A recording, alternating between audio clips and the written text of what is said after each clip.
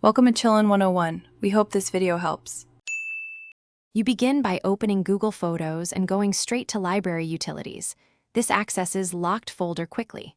Once there, tap Locked Folder and authenticate with your passcode or biometric.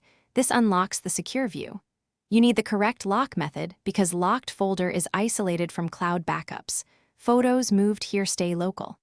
After unlocking, long press the photo you want to remove so it becomes selected, and get ready to move it out or delete it depending on your goal. Now that your items are selected, decide whether to move them back to the main library or delete them. Tap the three-dot menu and choose Move out of Locked Folder to restore them to your Photos library. Once moved, those images can be backed up to your Google account, so make sure you want cloud storage. If privacy requires removal, choose Delete. This erases the local file and cannot be recovered from cloud. Make deliberate choices. Moving preserves access. Deleting removes it completely. Finish by confirming the prompt.